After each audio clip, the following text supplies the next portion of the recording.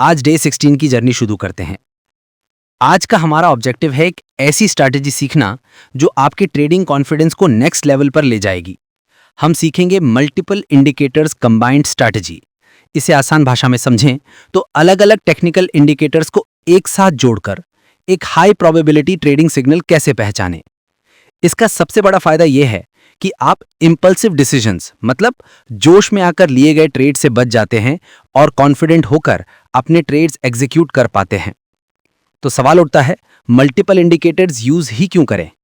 एक इंडिकेटर काफी नहीं है क्या? देखिए, मार्केट में कभी भी एक चीज 100% सही नहीं होती है। अगर आप सिर्फ एक ही इंडिकेटर पर डिपेंड रहेंगे तो उसके सिग्नल्स कई बार मिसलीडिंग हो सकते हैं। मतलब वो आपको धोखा दे सकते हैं। आपको लगेगा कि बाय करना है लेकिन मार्केट नीचे चला जाएगा। ये एक बहुत कॉमन ट्रैप है। सोचो इसको एक डिटेक्टिव टीम की तरह। अगर कोई केस सॉल्व करना हो तो क्या एक ही डिटेक्टिव सारे एंगल्स कवर कर सकता है? मुश्किल है। लेकिन जब एक पूरी टीम होती है, कोई फिंगरप्रिंट चेक करता है, कोई विटनेसेस से बात करता है, कोई सीसीटीवी फुटेज देखता है, तो सब तरफ से क्लूज कंफर्म होते हैं। इससे गलती की गुंजाइश कम हो जाती है और final decision a lot more solid होता है। ट्रेडिंग में मल्टीपल इंडिकेटर्स आपकी वही डिटेक्टिव टीम है।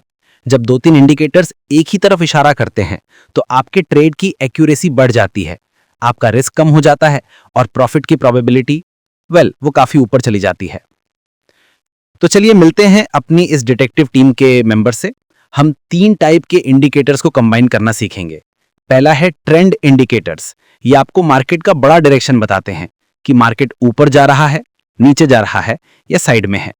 इसके लिए हम यूज करेंगे मूविंग एवरेजेस, खास करके 50 डे और 200 डे एमए। इसके अलावा एक और टूल है एडीएक्स यानी एवरेज डायरेक्शनल इंडेक्स। ये ट्रेंड की स्ट्रेंथ बताता है कि जो ट्रेंड चल रहा है उसमें दम कितना है। दूसरा मेंबर है मोमेंटम इंडिकेटर्स। ये मार्केट के जोश या ठंडक को नापते हैं। क्या मार्केट में बाइंग का जोश बहुत ज्यादा है या सेलिंग का प्रेशर?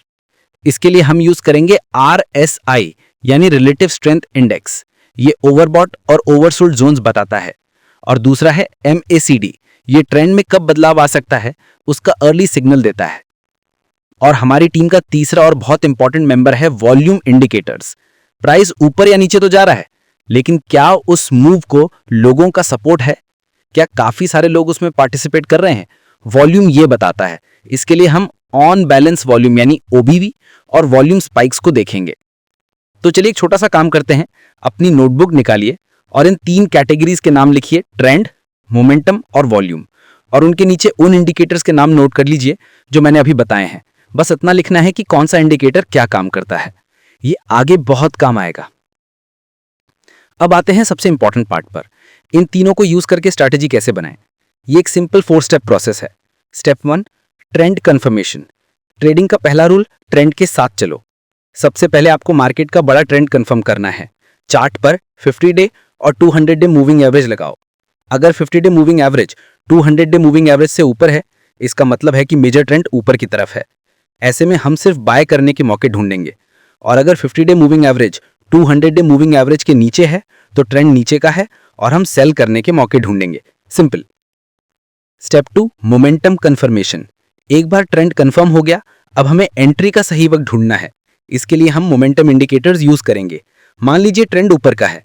अब हम देखेंगे कि आरएसआई कहां है। अगर आरएसआई 30 से 40 के जोन में है, इसका मतलब है कि स्टॉक ओवरसोल्ड हो चुका है और यहां से एक बाउंस आ सकता है। ये हमारे लिए एक बाय सिग्नल है। इसके साथ हम मैकडी को देखेंगे। अगर मैकडी लाइन सिग्नल लाइन को नीचे से ऊपर की तरफ काट रही है, जिसे बुलिश क्रॉसओवर कहते हैं, तो ये हमारा बाय सिग्नल और भी स्ट्रांग हो जाता है। Step 3, volume confirmation. ट्रेंड मिल गया, मोमेंटम भी आने लगा, पर क्या इस मूव में सच में दम है? इसके लिए हम वॉल्यूम देखेंगे। अगर प्राइस के साथ साथ ओबीवी इंडिकेटर भी ऊपर जा रहा है तो इसका मतलब है कि स्मार्ट मनी भी इस मूव को सपोर्ट कर रहा है। ट्रेंड कंफर्म हो जाता है और इस दौरान नीचे वॉल्यूम बार में एक बड़ा सा स्पाइक दिखता है तो ये ब्रेकआउट का सिग्नल हो सकता है। और आखिर में एंट्री और एग्जिट। जब ये तीनों कंडीशंस मैच हो जाती हैं, ट्रेंड, मोमेंटम और वॉल्यूम, तभी हम ट्रेड एग्जीक्यूट करेंगे। तीनों का ग्रीन सिग्नल मिलना जरूरी है। ट्रेड लेने के बाद 2 चीजें तुरंत डिसाइड करनी है। पहला, स्टॉप लॉस। ये आपका सेफ्टी नेट है।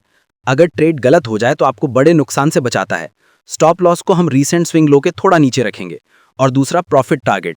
हमारा टारगेट कम से कम 1:2 रिस्क रिवॉर्ड रेशियो का होना चाहिए। मतलब अगर आप 1 रुपये का रिस्क ले रहे हैं तो आपका टारगेट कम से कम 2 रुपये का होना चाहिए। एक और मिनी एक्सरसाइज, अपनी नोटबुक में एक सैंपल चार्ट ड्रॉ कीजिए।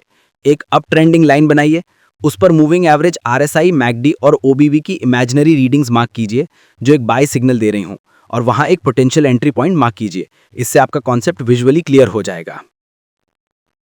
चलिए इस पूरी स्ट्रैटेजी को एक रियल एग्जांपल से समझते हैं। मान लीजिए हम इन्फोसिस का चार्ट देख रहे हैं। तो स्टेप 1, ट्रेंड। हमने देखा कि 50 day moving average 200 day moving average से ऊपर ट्रेड कर रहा है, मतलब ट्रेंड क्लियर अप ट्रेंड है। हम सिर्फ बाइंग अपॉर्चुनिटीज देखेंगे। Step 2, momentum. हमने RSI देखा, RSI की वैल्यू 35 के पास है, मतलब ये ओवरसोल्ड जोन में है, मतलब यहां से प्राइस ऊपर जा सकता है। फिर हमने मैकडी देखा, वहां एक बुलिश क्रॉसओवर हुआ है, ये भी एक कंफर्मेशन है। Step 3, volume. हमने OBV चेक किया, प्राइस के साथ OBV भी लगातार ऊपर जा रहा है, इसका मतलब है कि वॉल्यूम ट्रेंड को कंफर्म कर रहा है। और स्टेप 4, एंट्री और एग्जिट। तीनों सिग्नल मिल गए। हमने 3200 के प्राइस पर एंट्री ली, हमारा stop loss recent swing low यानी 3150 पर रखा, और हमारा टारगेट 1:2 रिस्क रिवॉर्ड के हिसाब से 3500 पर सेट कर दिया। देखा आपने किस तरह अलग अलग इंडिकेटर्स को जोड़कर हमने एक हाई प्रोबेबिलिटी ट्रेड सेटअप बनाया। तो आज हमने क्या सीखा? सिंगल इंडिकेटर पर भरोसा करने की जगह मल्टीपल इंडिकेटर्स को कंबाइन करना एक ज़्यादा रिलायबल अप्रोच है। हमारा 3 स्टेप प्रोसेस है। सबसे पहले ट्रेंड कंफर्म करो, फिर मोमेंटम से एंट्री का सही टाइम पकड़ो, और आखिर में वॉल्यूम से उस मूव की स्ट्रेंथ कंफर्म करो। और हाँ, डिसिप्लिन और रिस्क मैनेजमेंट के बिना कोई भी स्ट्रैटेजी काम नहीं करती, ये हमेशा याद रखना।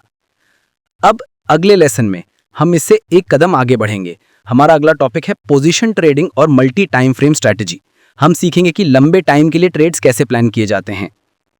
जाने से पहले इस वीडियो को लाइक और सब्सक्राइब जरूर करें, और कमेंट सेक्शन में #FinMantra 30 days लिखना ना भूलें।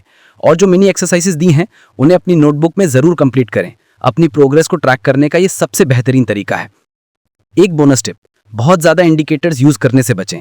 2 से 4 इंडिकेटर्स काफ़ी होते हैं। ज़्यादा इंडिकेटर्स चार्ट पर सिर्फ नॉइज बढ़ाते हैं और कन्फ्यूजन क्रिएट करते हैं। हमेशा डेमो ट्रेडिंग से शुरुआत करें। जब वहाँ कंसिस्टेंट रिजल्ट्स मिलने लगें तभी रियल मनी से ट्रेड करें, और अपनी नोटबुक को अपना ट्रेडिंग दोस्त बना लीजिए। हर ट्रेड और उसके पीछे के सिग्नल्स को रिकॉर्ड करें। इससे आपको अपनी परफॉर्मेंस एनालाइज करने में बहुत हेल्प मिलेगी। तो सीखते रहिए, प्रैक्टिस करते रहिए और एक स्मार्ट और कॉन्फिडेंट ट्रेडर बनते रहिए। मिलते हैं अगले लेसन में।